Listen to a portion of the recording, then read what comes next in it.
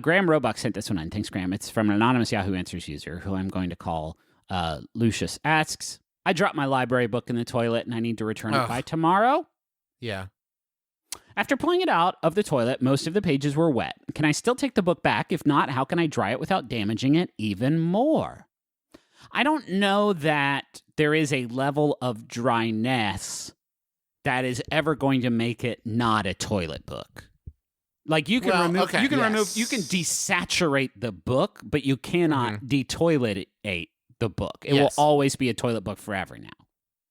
And here's the thing, folks. Before you all jump to email us, Dear Justin, Travis, and Griffin, maybe it was a clean toilet. 1, no such thing. No. 2, are you saying that this question asker was just standing over the toilet, not using it, just like that's where they had stopped randomly to read their book over an open toilet? I'm so glad Travis finally brought this up, because every episode we get these clean toilet people. Yeah. Like coming after us because we talk about like, oh no, you dropped your phone in the toilet, it's done. Every fucking episode, we get 50 emails like, oh, toilets can be clean if you clean them. People listen. At the toilet factory where they make the toilets, somebody finishes, screwing on the toilet seat and gives it one final spit shine, and then they look at it and they go, ugh, gross. Right? It's a toilet where people do the worst stuff we can do with our bodies. We do to these chairs. There is no cleaning them. When they raise the toilets in captivity, the elders tell them there is no better life for you, child. You must accept now. You are a dookie machine. They don't aspire to anything better than that. This is what they assume they're made for, and that is unshakable. Like you can't, if you drop a book in a toilet that's just come out of the store, it still has been raised to know that it accepts only excrement and pee-pee. Now there should be a fancy word for pee-pee. I know, right? Yeah. Well, here's the good news is this, that a book was already written that lets you know at what temperature books burn. So if you pop that book in the oven at 450, that's going to dry that out.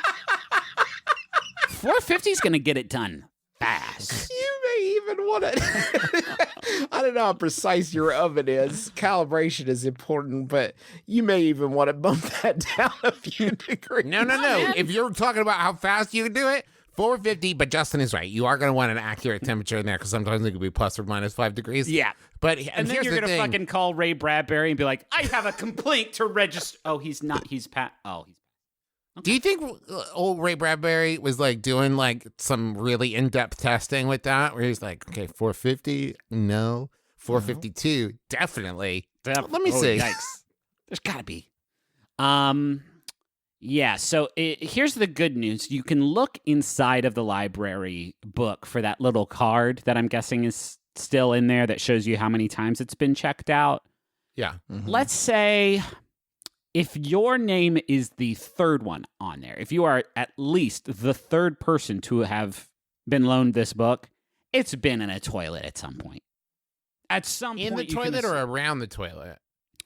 I mean, I'm not so much of a prude that I think if it's in a bathroom somewhere that it has been permanently befouled as it would if it had actually entered the commode like perimeter.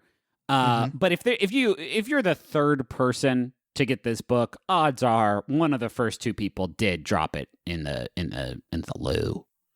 Now, one time I did leave a paperback copy of 1984 in the rain. Yeah.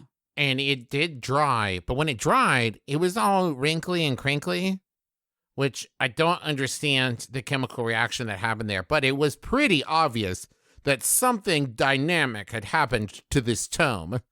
So I don't know that you could, even if you dried it thoroughly, roll back up and be like, yeah, I finished it. It was a real page turner. Here you go.